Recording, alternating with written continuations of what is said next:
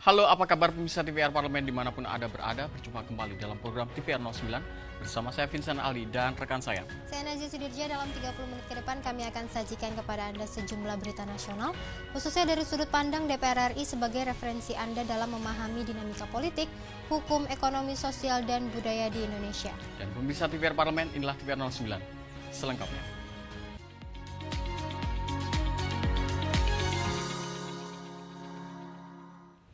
Pemirsa, rancangan undang-undang tentang jabatan hakim dinilai sebagai langkah strategis dalam memberikan kepastian hukum dan perlindungan bagi profesi hakim yang tidak hanya fokus pada jaminan kesejahteraan, tetapi juga mengatur aspek rekrutmen hakim secara menyeluruh.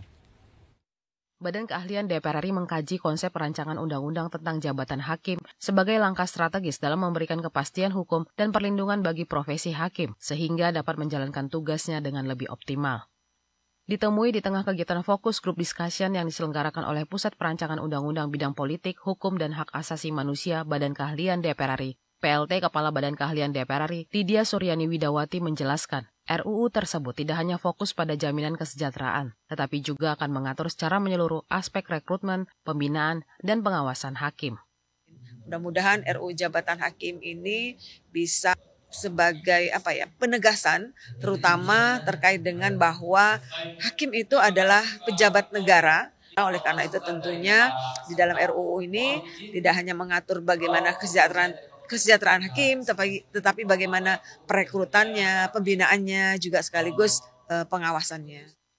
Ditemui di kesempatan yang sama, Hakim Agung Mahkamah Agung Profesor Yanto berharap RUU Jabatan Hakim dapat segera disahkan. Ia menyoroti tantangan saat ini, khususnya terkait pentingnya jaminan keamanan hakim yang membutuhkan sistem perlindungan secara komprehensif. Dengan pengesahan RUU tersebut, diharapkan memperkuat integritas dan akuntabilitas profesi hakim sebagai pejabat negara, sehingga kepercayaan publik terhadap hakim dan peradilan dapat meningkat. Harapan saya ya RUU ini segera dibawa ke DPR, balik DPR, sehingga ya bisa diketok palu ya, sehingga para hakim ini punya undang-undang. Tantangannya misalnya jaminan keamanan. Selama ini kan boleh dikatakan nggak ada ya, banyak hakim yang dibunuh, yang ditembak. Dari Makassar, Vincent Aldi, TVR Parlemen, melaporkan. Badan Aspirasi Masyarakat DPR RI pastikan implementasi pendidikan gratis di sekolah negeri dan swasta dapat berjalan efektif. Seluruh masyarakat harus mendapatkan akses pendidikan gratis tanpa terkecuali. Implementasi putusan Mahkamah Konstitusi tentang pendidikan gratis di sekolah negeri dan swasta dapat berjalan efektif. Ketua Badan Aspirasi Masyarakat DPR RI Ahmad Heriawan menyampaikan, masukan dari seluruh elemen masyarakat sangat penting guna mengawal pelaksanaan pendidikan gratis. Ia berharap seluruh masyarakat mendapatkan akses pendidikan gratis tanpa terkecuali. Menurutnya, hal tersebut sejalan dengan konsep education for all, yakni terciptanya sistem pendidikan yang adil, merata, dan berkualitas. Saya kira detail-detailnya belum digali lebih lanjut, tapi yang jelas ada perhatian pada pendidikan yang sangat luar biasa, dan kami mendapatkan input yang besar ya dari Kota Semarang untuk menjadi kebijakan perbincangan di tingkat pemerintah pusat yang diberi masukan dari DPR RI via Badan Aspirasi Masyarakat. Ya, seluruhnya harus tertampung. Jadi keberagaman di masyarakat termasuk keberagaman dalam pendidikan, keberagaman dan pembiayaan harus diakomodir seluruhnya, sehingga intinya menyenangkan semua pihak, dan sasaran utamanya adalah education for all. Semua berhak mendapatkan pendidikan dengan baik, khususnya di pendidikan dasar. Terima kasih. Dalam putusannya, Mahkamah Konstitusi menegaskan pendidikan pada jenjang SD hingga SMP, baik sekolah negeri maupun swasta, harus digratiskan oleh pemerintah pusat dan pemerintah daerah. Pendidikan dasar yang merata dan bebas biaya merupakan perintah konstitusional yang diatur dalam Undang-Undang Nomor 20 Tahun 2023 tentang Sistem Pendidikan Nasional. Dari Provinsi Jawa Tengah, Muhammad Samsul Fajri, TVR Parlemen, melaporkan. Pemirsa, Badan Kerjasama Antar Parlemen DPR RI menilai penyusunan rancangan undang-undang boikot, divestasi, dan sanksi diperlukan sebagai respon atas pelanggaran hak asasi manusia yang terjadi di Gaza. Informasi selengkapnya usai jeda, tetaplah di TVR 09.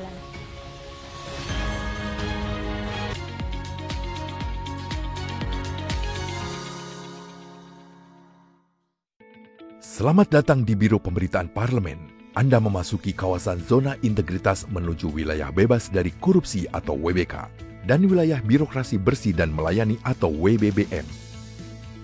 Biro Pemberitaan Parlemen berkomitmen penuh untuk mewujudkan wilayah bebas korupsi dan wilayah birokrasi bersih dan melayani. Komitmen kami, pejabat dan jajaran memiliki komitmen tinggi untuk mewujudkan WBK dan WBBM melalui reformasi birokrasi, khususnya dalam hal pencegahan korupsi dan peningkatan kualitas pelayanan publik. Kedua, bebas dari korupsi dengan terwujudnya wilayah bebas korupsi atau WBK, yang artinya bebas dari KKN, gratifikasi dan dari segala bentuk pungutan liar atau pungli. Terakhir, pelayanan prima dengan terwujudnya wilayah birokrasi bersih melayani, yaitu dengan meningkatnya kualitas pelayanan publik dan tercapainya kepuasan masyarakat terhadap pelayanan.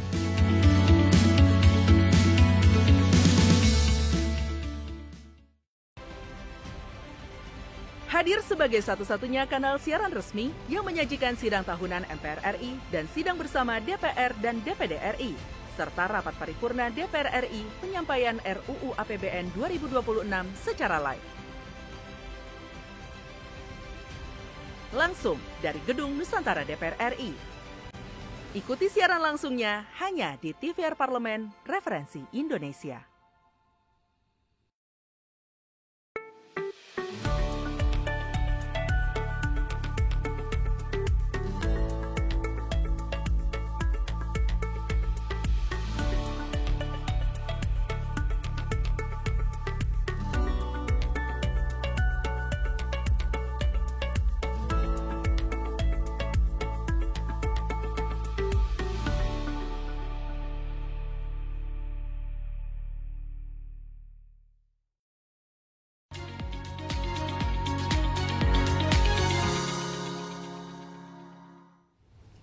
Pemirsa, Ketua Badan Kerjasama Antar Parlemen DPR RI Mardani Alisera menegaskan bahwa RUU boikot, divestasi dan sanksi dapat menjadi dasar hukum bagi masyarakat Indonesia untuk turut serta dalam mendukung Palestina melalui langkah boikot produk.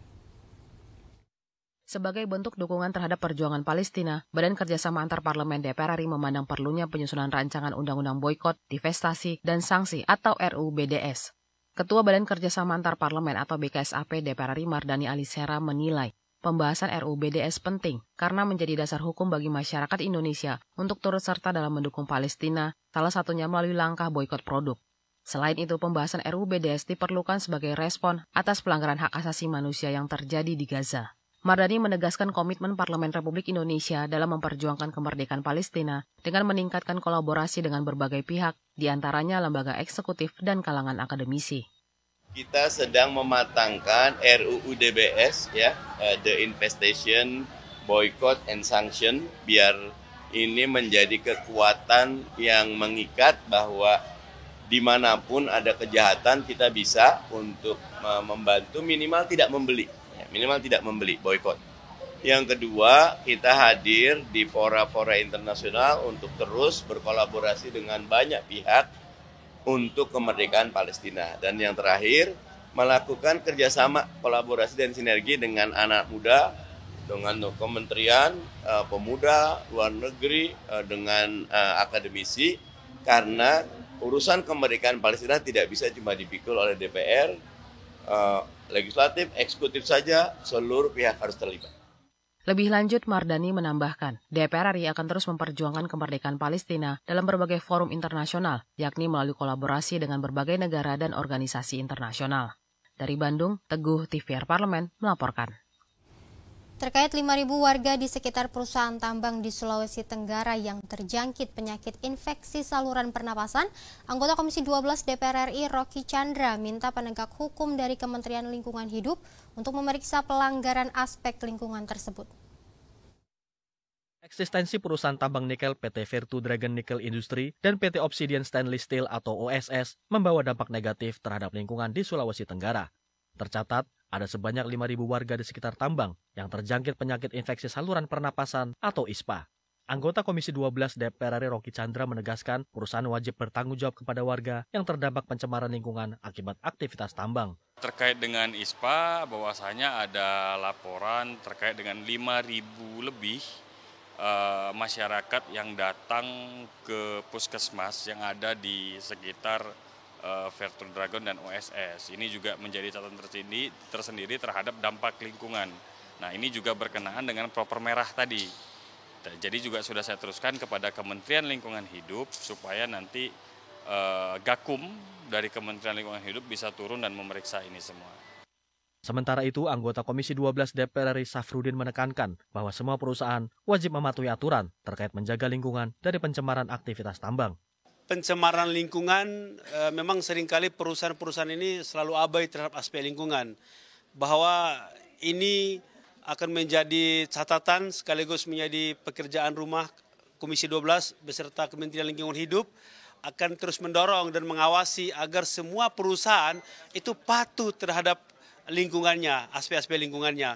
Karena ini amanah dari Undang-Undang 32 tahun 2009 bahwa semua perusahaan wajib patuh terhadap aspek lingkungan dan wajib untuk menjaga lingkungannya agar tetap bersih, lingkungan agar tetap ramah terhadap masyarakat. Dari Kendari, Sulawesi Tenggara, Akbar Prakoso, TVR Parlemen melaporkan. Pemirsa, kasus beras oplosan menyebabkan kenaikan harga, ketidakstabilan pasokan beras di masyarakat, turunnya kepercayaan masyarakat turun drastis, serta merugikan petani padi dan pedagang beras dalam jangka panjang. Praktik perdagangan beras yang tidak sehat di pasaran dengan adanya beras oplosan membuat kenaikan harga, kerugian petani, dan ketidakstabilan pasokan beras dirasakan oleh masyarakat. Pasalnya, dari 136 merek beras premium, 85,56% diantaranya tidak memiliki mutu sesuai regulasi dan 59,78% beras dijual di atas harga eceran tertinggi. Anggota Komisi 4 DPR RI Daniel Johan menilai temuan ini menyebabkan kepercayaan masyarakat pada produsen beras dan pemerintah turun drastis. Selain berdampak pada perubahan pola konsumsi beras pada masyarakat, kasus ini juga merugikan petani padi dan pedagang beras.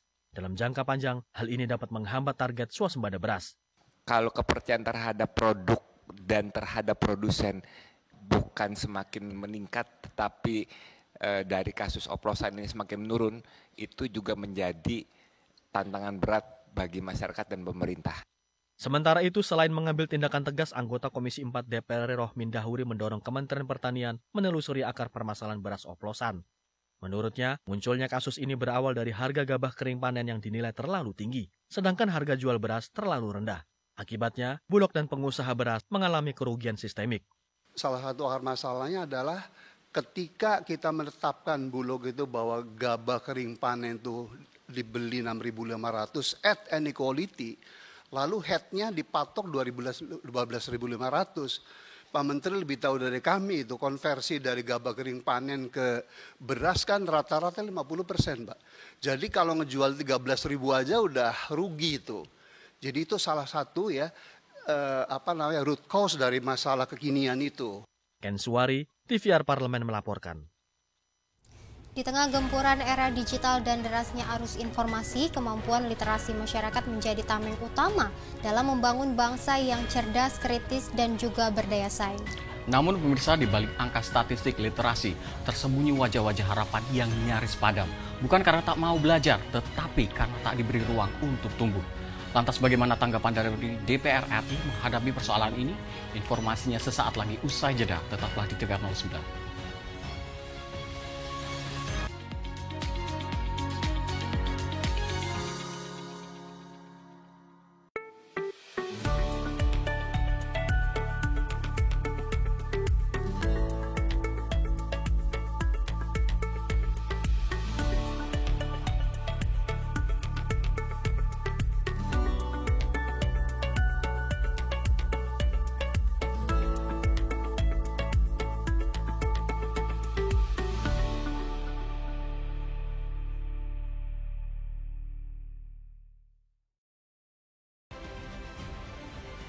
Hadir sebagai satu-satunya kanal siaran resmi yang menyajikan sidang tahunan MPR RI dan sidang bersama DPR dan DPD RI, serta rapat paripurna DPR RI penyampaian RUU APBN 2026 secara live. Langsung dari Gedung Nusantara DPR RI. Ikuti siaran langsungnya hanya di TVR Parlemen, Referensi Indonesia. Selamat datang di Biro Pemberitaan Parlemen. Anda memasuki kawasan zona integritas menuju wilayah bebas dari korupsi atau WBK dan wilayah birokrasi bersih dan melayani atau WBBM. Biro Pemberitaan Parlemen berkomitmen penuh untuk mewujudkan wilayah bebas korupsi dan wilayah birokrasi bersih dan melayani. Komitmen kami, pejabat dan jajaran memiliki komitmen tinggi untuk mewujudkan WBK dan WBBM melalui reformasi birokrasi, khususnya dalam hal pencegahan korupsi dan peningkatan kualitas pelayanan publik. Kedua, bebas dari korupsi dengan terwujudnya wilayah bebas korupsi atau WBK, yang artinya bebas dari KKN, gratifikasi dan dari segala bentuk pungutan liar atau pungli. Terakhir, pelayanan prima dengan terwujudnya wilayah birokrasi bersih melayani, yaitu dengan meningkatnya kualitas pelayanan publik dan tercapainya kepuasan masyarakat terhadap pelayanan.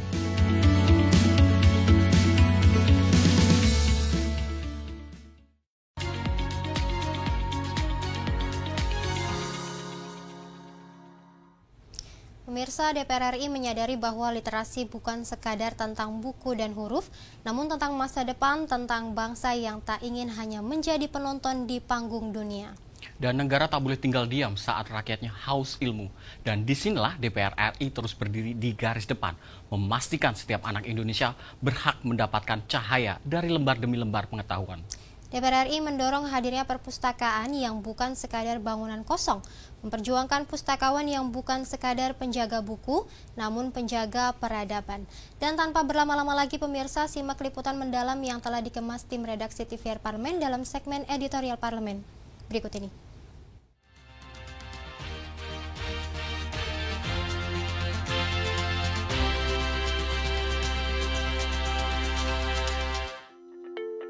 Perpustakaan Nasional mencatat tingkat indeks pembangunan literasi masyarakat Indonesia pada tahun 2024 73,52.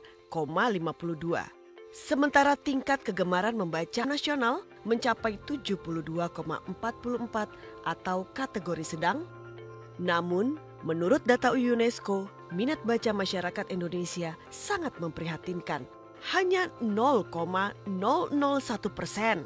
Artinya, dari 1.000 orang Indonesia, hanya 1 orang yang rajin membaca. Padahal dari segi penilaian infrastruktur untuk mendukung membaca, peringkat Indonesia berada di atas negara-negara Eropa. Dengan anggaran yang terbatas, Komisi 10 DPR RI meragukan Perpusnas bisa membangun perpustakaan berkualitas di seluruh wilayah Indonesia.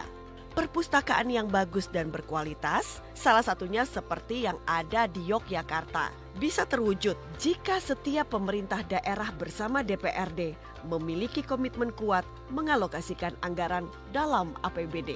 Perpustakaan yang ideal memang bukan sekedar bangunan yang luas dan punya koleksi buku yang banyak, tetapi bagaimana perpustakaan menjadi ruang belajar yang nyaman dan mampu menumbuhkan minat baca masyarakat. Pemerintah daerah dan DPRD harus memiliki semangat dan pemahaman yang sama kalau pengembangan perpustakaan bukanlah beban, tetapi sebagai investasi jangka panjang dalam menciptakan masyarakat berpengetahuan. Tapi tempatnya nyaman, bisa untuk belajar, bisa benar-benar untuk membaca, untuk peningkatan minat baca anak-anak dan sampai orang tua, bahkan ibu-ibu pun sering hadir ke perpustakaan karena di sana ada kupas tuntas ketika ada satu buku dikeluarkan, begitu kan, itu dan di kemudian ada kupas tuntas termasuk dipraktekkan. Peningkatan literasi secara nasional maupun tingkat daerah terus disuarakan Komisi 10 DPR RI. Peningkatan literasi dan menumbuhkan minat baca masyarakat tidak sekedar penyediaan fasilitas, melainkan juga didukung tenaga pustakawan yang mumpuni. Keberadaan relawan dilengkapi motor dan mobil perpustakaan seperti yang berjalan di wilayah Aceh memang bagus. Namun, tanpa pustakawan dalam jumlah yang cukup dan memiliki keahlian, layanan literasi tidak akan optimal. Pustakawan tidak hanya mengurus koleksi buku di perpustakaan, melainkan juga harus memiliki kemampuan untuk menarik minat baca masyarakat. Pemerintah perlu menganggarkan pelatihan dan sertifikasi bagi pustakawan di seluruh daerah sehingga program literasi bisa berjalan lebih efektif dan berkualitas. Relawan literasi statusnya relawan. Jadi bukan negara belum turun ke situ. Nah, negara justru harus turun ketika kemudian kita bisa memberikan itu tadi ke sertifikasi bagi pelatihan bagi para pustakawan itu.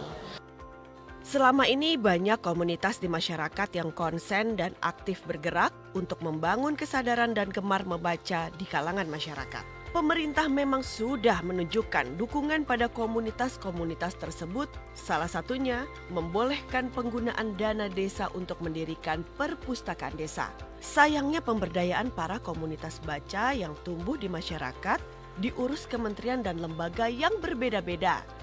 Berbagai kebijakan pemerintah dan infrastruktur perpustakaan yang disediakan tidak akan berfungsi optimal jika sinergi di tingkat pemerintah pusat tidak terkonsentrasi dengan baik dalam upaya menumbuhkan minat baca dan meningkatkan literasi masyarakat. TBM itu izinnya di Kemendikdasmen, tetapi kemudian yang merawat mereka itu Perpustakaan Nasional. Dan kemudian sekarang ada tambahan dari Kemendes, itu pun sentuhan sedikit sekali. Oleh karenanya bagaimana supaya ini menjadi konsentrasi kita bersama, Kementerian Desa, Perpustakaan Nasional, Kemendikdasmen, Kemendikti bersama-sama ada bab yang didiskusikan berulang dan sinergi satu dengan yang lain, mungkin dikoordinasikan oleh Kementerian Koordinator ya.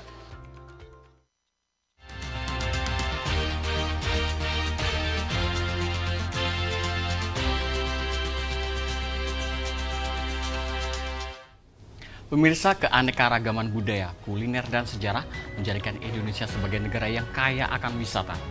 Salah satu situs sejarah yang layak untuk dikunjungi adalah Candi Muara Takus yang merupakan bagian dari masa kejayaan Kerajaan Sriwijaya dan menjadi satu-satunya situs candi bersejarah di Riau. Lantas bagaimana dan seperti apa wisata di Candi Muara Takus ini? Jangan kemana-mana, tetaplah di TVR 09.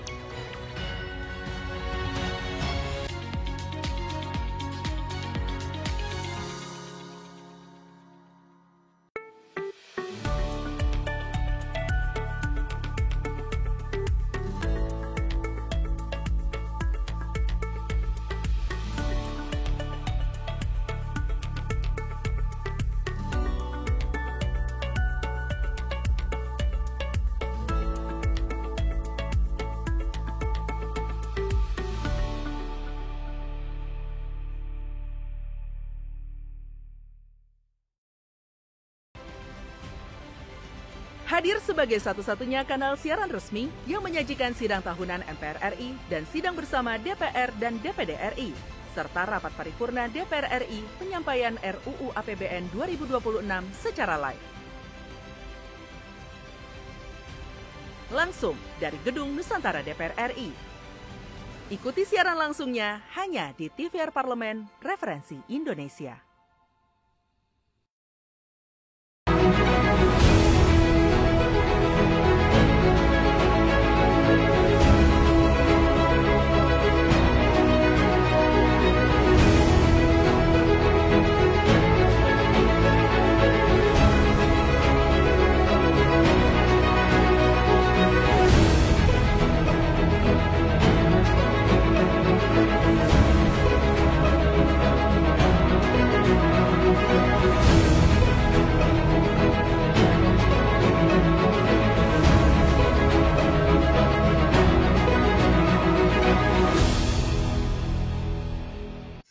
Kehadiran mereka tidak hanya mewakili suara perempuan, tetapi juga membawa perspektif yang beragam, serta pengalaman hidup yang unik ke dalam proses pembuatan kebijakan. Saksikan Perempuan Parlemen hanya di TVR Parlemen.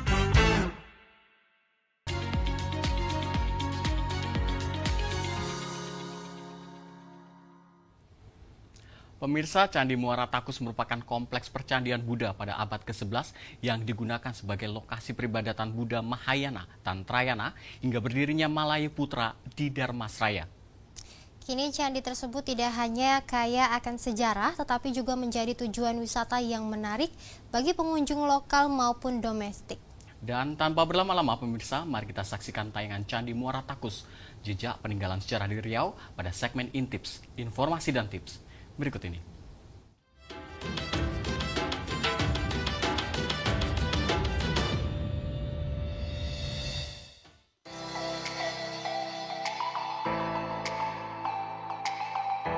Indonesia kaya akan beragam wisata, baik itu alamnya yang kaya, keanekaragaman budaya, kuliner, dan tentunya sejarah. Salah satu situs sejarah yang masih ada hingga kini di Sumatera adalah Candi Muara Takus. Candi ini merupakan candi peninggalan tertua yang ada di Pulau Sumatera. Lokasinya ada di Desa Muara Takus, Kabupaten Kampar. Dari Pekanbaru, perjalanannya sekitar 2 jam naik mobil. Dengan tiket masuk yang dibanderol hanya Rp10.000 per orang, pemirsa dapat menikmati suasana candi yang tidak hanya kaya akan sejarah, tetapi juga bagus dijadikan lokasi untuk berfoto. Setelah sampai, wisatawan akan disambut oleh pintu gerbang candi yang ada di pinggiran Sungai Kampar kanan. Sungai tersebut merupakan satu-satunya sungai yang paling dekat dengan Muara Takus. Candi ini merupakan kompleks percandian Buddha dan menjadi satu-satunya yang ditemukan di Riau. Tempat ini diyakini menjadi bagian dari masa kejayaan Kerajaan Sriwijaya di masa lampau loh pemirsa. Bangunan candi terdiri dari beberapa struktur utama, yakni Candi Tua, Mahligai, Bungsu, dan Palangka. Uniknya, bangunan ini terdiri dari batu bata merah tua yang disusun tanpa semen modern, tapi masih kokoh sampai hari ini.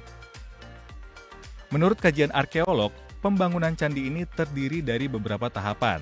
Tahapan awal pada sekitar abad ke-3 hingga ke-6 Masehi ditandai kedatangan para biksu Buddha menyusuri Sungai Kampar kanan ke pedalaman hingga ke tapak Muara Takus. Selanjutnya, sekitar abad ke-11 hingga ke-14 Masehi, percandian Muara Takus masih tetap digunakan sebagai lokasi peribadatan Buddha Mahayana Tantrayana hingga berdirinya Malayupura di Dharmasraya. Ada berbagai pendapat soal penamaan candi ini. Ada yang menyebut nama candi ini diambil dari nama sungai kecil yang bermuara di Sungai Kampar. Sungai kecil tersebut namanya adalah Sungai Takus. Sedangkan pendapat lain mengatakan bahwa penamaan Muara Takus diambil dari 2 kata, yaitu muara yang berarti tempat akhir dari aliran sungai, dan takus diambil dari bahasa Cina, yaitu takuse. Wah, menarik ya pemirsa.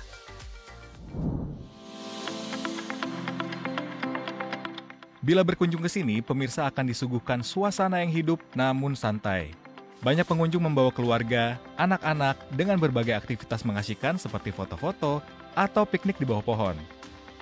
Di tengah batu-batu kuno ini, tawa dan cerita terus hidup. Namun beberapa pengunjung berharap harus ada penambahan fasilitas seperti toilet dan warung yang memadai untuk menambah kenyamanan bagi pengunjung. Saya melihat di sini situs-situsnya sudah bagus, sarana untuk jalan ke sini, akses masuknya sudah bagus juga.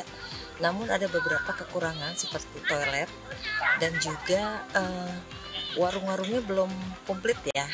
Seperti tadi saya cari sesuatu adalah tapi belum ada. Gitu. Kemudian saya melihat antusiasnya dari masyarakat sekitar sini itu sangat besar sekali. Namun masih ada kekurangannya seperti guide-nya itu tim pendampingnya itu masih terbatas. Candi Muara Takus lebih dari sekedar tumpukan batu. Ia adalah simbol abadi dari perjalanan spiritual, kejayaan nenek moyang, dan warisan untuk generasi mendatang. Jangan cuma dilihat di layar, sekali-sekali pemirsa harus datang langsung ke sini. Rasakan sendiri energi yang masih terjaga hingga hari ini. Sampai jumpa di Intips episode selanjutnya. Dadah!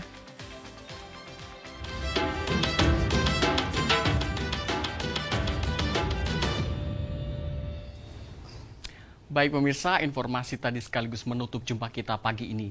Dan di penghujung acara kami informasikan kepada Anda bahwa saat ini DPR RI sedang memasuki masa reses di mana seluruh anggota Dewan kembali ke daerah pemilihannya masing-masing untuk melaksanakan fungsi representasi DPR, menyerap dan menindaklanjuti dan memberikan pertanggungjawaban kepada konstituen di daerah pemilihannya.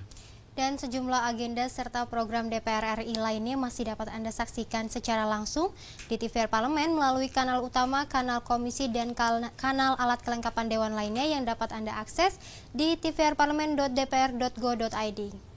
Dan pemirsa TVRI Parlemen, demikian TVR 09 edisi pagi ini. Segenap kru TVRI Parlemen yang bertugas mengucapkan terima kasih telah menyaksikan TVR 09 pagi ini. Saya Nazia Sudirja dan rekan saya Vincent Aldi. Sampai jumpa di TVR 09 selanjutnya. TVRI Parlemen, Referensi Indonesia.